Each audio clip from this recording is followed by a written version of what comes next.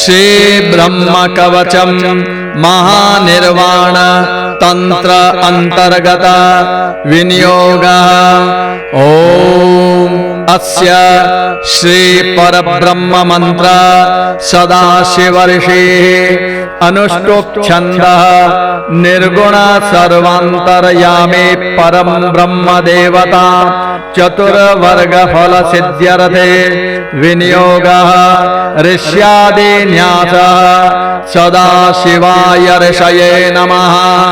शिरसि अनुष्टुप छंदसे नमः। मुखे सर्वांतरयामी निर्गुण परम ब्रह्मणे देवतायै नमः। हृदि धर्मार्थ काम मोक्षावाप्तये विनियोगः सर्वांगे करन्यास। ओम अंगुष्ठाभ्यां नमः। तर्जनेभ्यां नमः। चित् मध्यमाभ्यां वचत् एकम् अनामिकाभ्यां हुं ब्रह्म कनिष्ठिकाभ्यां वशत्। ओम सच्चिदेकं ब्रह्म करतल कर पृष्ठाभ्यां फट् फट् हृदयादिन्यासः। ओम हृदयाय नमः। सत् शिरसे स्वाहा। चित् शिखायै वशत् एकं कवचाय हुं ब्रह्म नेत्रत्रयाय वशत्।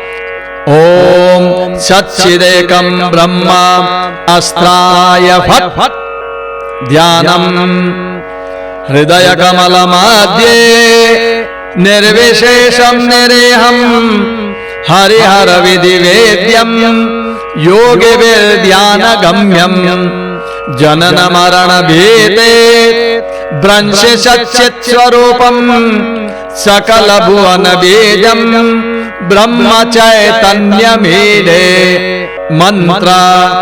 ओम सच्चिदेकं ब्रह्म परब्रह्म गायत्री।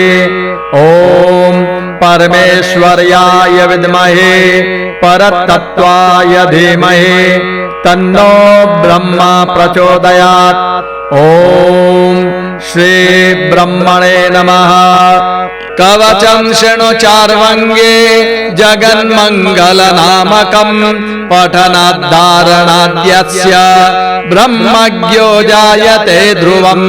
परमात्मा शिरः पातो हृदयं परमेश्वर कर्णं पातो जगत्त्राता वदनं सर्वदृग्विभो करौ मे पातु विश्वात्मा पादौ रक्षतु चिन्मया सर्वांगं सर्वदा पातु परब्रह्म सनातनं।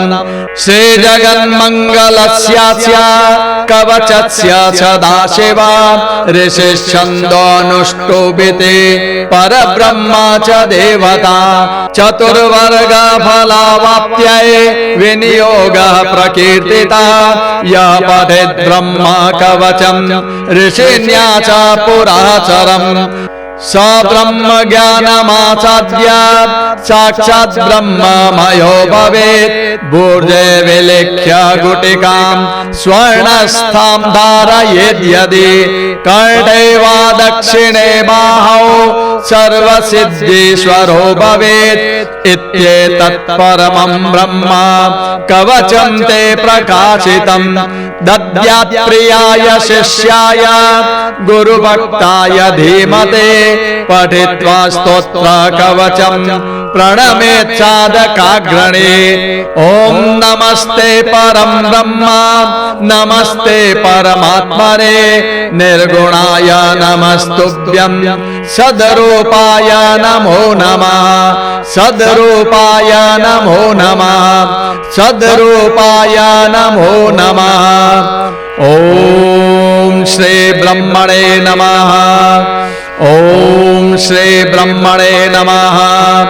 ओम श्री ब्रह्मणे नमः। इति श्री ब्रह्म कवचं संपूर्णं। शुभमस्तु कल्याणमस्तु।